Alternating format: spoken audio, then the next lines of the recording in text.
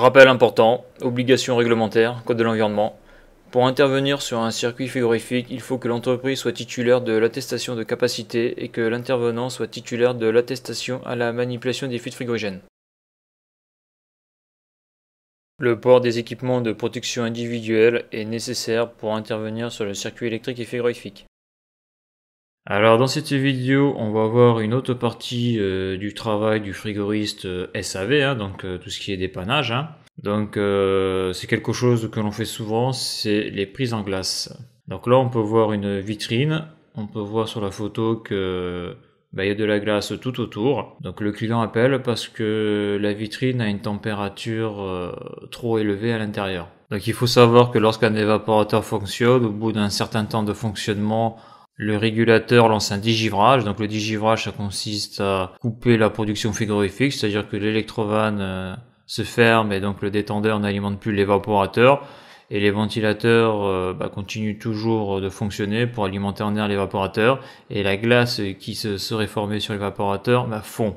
Donc suivant le type de vitrine, sur le froid positif, on peut avoir 4 digivrages par journée, voire 6 digivrages par journée. Donc là on a une prise en glace. Donc les origines des prises en glace peuvent être par exemple parce que justement l'électrovanne ne ferme plus, donc l'évaporateur est constamment alimenté en froid et donc au bout d'un moment les ailettes, donc entre les ailettes de l'eau gèle et donc au bout d'un moment ça bouche les ailettes et donc l'évaporateur n'absorbe plus de calories et donc l'évaporateur a une température d'évaporation qui chute encore plus et la prise en glace s'amplifie. Donc souvent on voit les prises en glace parce que les grilles de reprise sont bouchées, ou alors aussi on le voit souvent lorsqu'un ventilateur ne fonctionne plus. Lorsqu'un ventilateur ne fonctionne plus, l'air ne passe plus à travers l'évaporateur et donc il n'y a pas de transfert de calories. Donc comme j'ai déjà dit, la température d'évaporation chute dans l'évaporateur, ce qui amplifie la prise en glace. En tout cas, ce qu'il faut savoir, c'est que lorsqu'il y a un début de prise en glace, en tout cas il faut savoir que sur du froid positif, lorsqu'il y a une prise en glace, lorsqu'elle commence,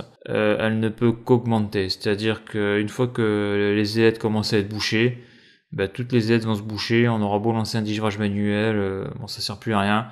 Le seul moyen après de digivrer l'évaporateur, on va le voir dans la suite de la vidéo. Alors comme on peut le voir sur cet affichage de température qui est en haut de la vitrine, on a une température de 22 degrés. Alors ce qu'il y a de marrant sur cette vitrine, c'est qu'en bas de la vitrine, la sonde est donc près des ventilateurs, donc sur la reprise, et donc pas très loin de la glace. Et au niveau de la supervision, parce que là on est sur une installation donc en froid commercial, donc il y a une supervision. Et donc sur ces supervisions là on pouvait lire la température de 6 degrés. Donc tous les meubles, toutes les vitrines en froid commercial sont sous alarme au niveau des températures, c'est-à-dire que dès qu'on atteint une certaine température, il y a une alarme qui s'affiche. Et là par rapport au seuil d'alarme, l'alarme ne s'est pas déclenchée. Alors que en bas, donc au niveau de l'évaporateur, vu qu'il y a des plaques juste au-dessus de l'évaporateur où les produits sont sur la plaque, donc ça maintient au froid la sonde de reprise. Par contre, au niveau du soufflage, il n'y a plus rien. Et donc là, on est en haut, au niveau du soufflage, on est à 22 degrés. Donc je sais plus si la sonde elle est au soufflage ou juste en ambiance. En tout cas, c'est en haut de la vitrine, mais on peut voir que là, au niveau de la régulation, la première chose que l'on remarque, et souvent lorsqu'on a des vitrines qui posent problème, on le constate à chaque fois, il vaut mieux réguler sur le soufflage que sur la reprise. Ici, là, on régule sur la reprise. Le problème avec la reprise, c'est qu'on a souvent ce genre de problème. Le mieux, c'est le soufflage. Pour le froid positif. Parce que la reprise, le problème qu'il y a, c'est que si la reprise est un petit peu bouchée, la température, donc, je sais pas, si la consigne est de 4 degrés, et si on a 6 degrés à la reprise, l'électrovanne sera ouverte en permanence. Et il peut se passer que, vu qu'il n'y a pas d'atteinte de la consigne, l'électrovanne reste ouverte donc tout le temps, et ça aussi, ça amplifie les prises en glace. Donc ça, on le voit assez souvent ça. Comme moi, je l'ai vu sur les petites vitrines réfrigérées que l'on peut trouver sur les fast-food. Quand on a des problèmes de prise en glace là-dessus, souvent c'est parce qu'on régule sur la reprise. Et pour plus avoir de problème, il suffit de le mettre au soufflage. Car au soufflage, vu où c'est placé, donc ça passe dans des gaines à l'arrière de la vitrine, c'est impossible de boucher le soufflage avec des produits par exemple. Alors qu'à la reprise, c'est assez facile. Alors bien sûr, il y a des vitrines où on régule donc que sur la reprise, d'autres vitrines où on régule que sur le soufflage, et il y a des vitrines où on régule à la fois en prenant en compte la température du soufflage et de la reprise. Donc là, la première chose à faire pour attaquer un digivrage sur ce type de vitrine, donc il faut déjà arrêter le poste froid. Donc ça se fait par le biais de la régulation. Moi je me souviens la première fois où je cherchais comment arrêter la production frigorifique, en tout cas de la vitrine, c'est-à-dire fermer l'électrovanne, eh bien j'ai galéré. Hein. Donc en froid commercial, ça s'arrête pratiquement tout le temps au niveau de la supervision, c'est-à-dire ce que l'on appelle le PC froid. Après, vous pouvez avoir des régulateurs en réseau, donc vous pouvez lancer un digivrage directement sur le régulateur. Mais le mieux pour ce type de digivrage là, c'est carrément d'arrêter le poste. Hein. Ça va plus vite. Au moins, on est sûr que le froid ne va pas se relancer pendant que vous digivrez. Et donc, pour digivrer ce type d'évaporateur, hein, ce type de vitrine, on le fait à l'eau et de préférence à l'eau chaude, avec un pulvérisateur. Et suivant l'accessibilité, avec un tuyau d'arrosage. Alors, à noter que l'écran que vous voyez, ça vient de la supervision Artiga. Donc j'ai pris mon pulvérisateur. Donc ce qui est bien dans ce magasin là, c'est qu'il y a de l'eau chaude. Il faut savoir que dans tous les magasins il n'y a pas forcément de l'eau chaude. Donc la première chose c'est que je vire toute la glace sur le côté gauche, le côté droit et sur la plaque, car l'évaporateur est sous cette plaque là qu'on peut voir en face.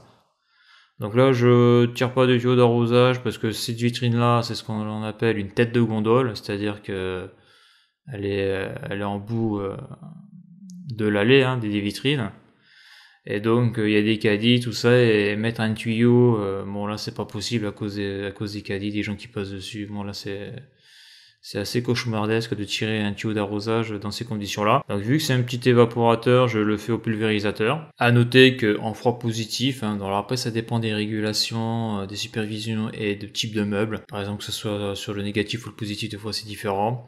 Donc là on peut voir sur la photo que j'ai arrêté donc le froid. On peut voir que les ventilateurs tournent toujours. Donc ça c'est normal, hein. Souvent les supervisions en froid positif ne contrôlent pas les ventilateurs, hein, car un ventilateur donc c'est un évaporateur qui est constamment alimenté donc en air, hein. Les ventilateurs ne s'arrêtent jamais. Pour arrêter ces ventilateurs là, il faut aller dans la salle des machines souvent. Sur l'armoire frigorifique, il y a un départ pour cette tête de gondole là. Il suffit de couper le disjoncteur et on arrête donc les ventilateurs. Donc souvent on va savoir que quand un ventilateur est cramé, hein, on coupe pas au niveau du disjoncteur, hein. Derrière souvent c'est des prises, donc il y a des techniques pour enlever les ventilateurs en marche. Donc là on constate sur la droite que j'ai mis de l'eau sur le cuivre là, et donc ce que je regarde là c'est si l'électrovanne est fuyarde ou pas. Donc si l'électrovanne est fuyarde, c'est pas compliqué, le fluide frigorigène passe toujours, et en mettant de l'eau lorsque l'on dégivre, eh bien l'eau gèle sur le cuivre. Donc ça c'est un signe qu'il y a un problème au niveau de l'électrovanne. Car bien sûr, pour faire un dégivrage à l'eau, il faut absolument que l'électrovanne soit fermée, hein, que le poste froid soit arrêté, c'est-à-dire que l'évaporateur ne soit plus alimenté en fluide frigorigène.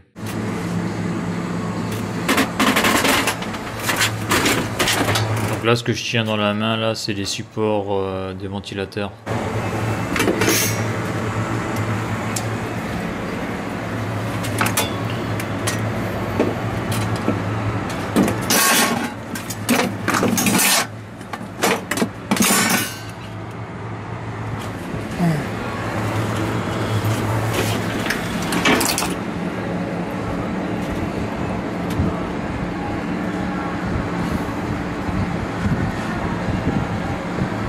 Alors j'ai soulevé la plaque et là on peut voir l'évaporateur. Donc là on voit quand même que le pas d'ailette est assez espacé. Et donc là on peut voir qu'entre les ailettes, eh bien, il y a de la glace sur toute la longueur de l'évaporateur. Ce qui fait que l'air ne peut plus passer à travers. Et donc au soufflage, eh bien, la température est très élevée. C'est-à-dire qu'il n'y a plus de soufflage, car l'air ne passe pas. Donc une fois que j'ai soulevé la grille, eh bien je prends mon pulvérisateur et je pulvérise avec de l'eau chaude et je fais fondre toute cette glace, et donc toute cette eau là s'en va par l'évacuation des condensats du bac.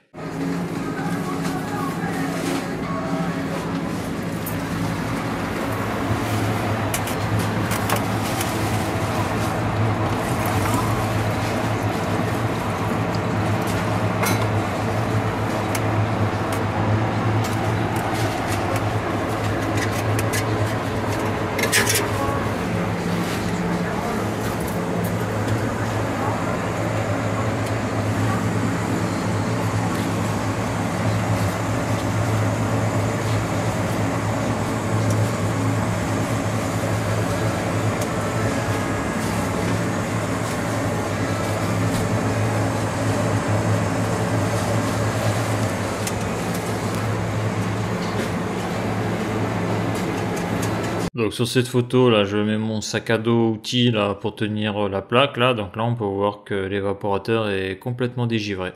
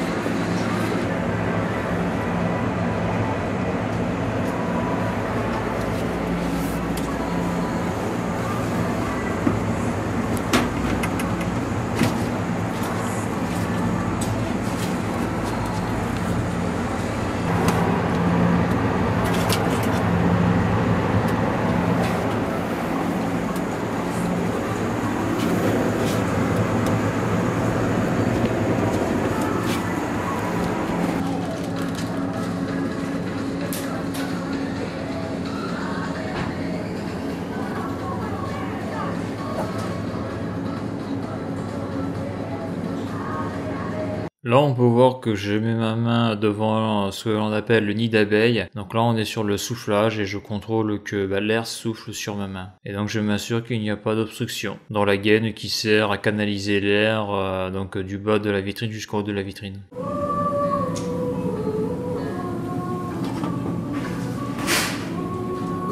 Donc sur cette vitrine, l'alimentation en fluide frigorigène se fait par le haut, donc on peut voir en haut l'électrovanne et on peut voir sur le côté les petits boîtiers de raccordement électrique. Donc ça c'est la situation la plus favorable. La plus défavorable c'est lorsque l'électrovanne est sous le meuble et là c'est vraiment galère pour y accéder. Donc là c'est assez simple pour accéder à l'électrovanne. Alors sur cette photo on peut voir bien la sonde qui sert à réguler et donc qui contrôle l'électrovanne. Donc la sonde on peut le voir, elle est au niveau du ventilateur et donc ici là ce niveau là c'est la reprise. Donc ça, comme vous pouvez le voir, c'est une courbe de température, donc c'est la courbe de cette tête de gondole là. Et donc on peut voir le pic là, donc vers 13h18 en haut à droite, qui monte assez haut. Donc ça c'est lorsque j'ai utilisé mon pulvérisateur pour arroser donc l'évaporateur, donc j'ai dû en mettre un peu sur la sonde. Mais on remarque que juste avant, la température elle est quoi? Elle est entre 4 et 6 degrés. Alors que comme je l'ai montré juste avant sur la photo, en haut de la vitrine on était à 22 degrés. Donc ça montre bien que l'emplacement de la sonde est critique et que lorsqu'il y a une prise en glace, à chaque fois, lorsqu'on régule sur la reprise, et bien souvent la supervision ne voit pas le défaut. Alors que si on a eu une sonde sur le soufflage, là la supervision l'aurait vu tout de suite. Alors voilà pour ce petit retour d'expérience sur le digivrage de cette vitrine tête de gondole là, libre service. Alors en bonus, je vais vous faire un petit tour de la salle des machines. Et donc là, ce que vous allez voir, c'est une centrale booster au R404A. Donc une centrale booster, c'est deux centrales qui sont montées l'une sur l'autre. Une centrale positive pour le froid positif et une centrale négative pour le froid négatif. La particularité des centrales booster, c'est que le fluide frigorigène qui passe dans le positif et le négatif, bien c'est le même. Alors que dans le supermarché de base standard, la centrale positive et la centrale négative sont séparées. Ça veut dire que donc les fluides sont séparés et qu'il y a deux condenseurs. Alors que là, il n'y a qu'un seul condenseur pour le positif et le négatif. L'intérêt des centrales boosters, c'est le gain de place. Par contre, l'inconvénient, c'est que lorsqu'il y a une fuite, si elle n'est pas détectée, et bien, lorsqu'il n'y a plus assez de fluide frigorigène, et bien, le négatif et le positif, déconnent.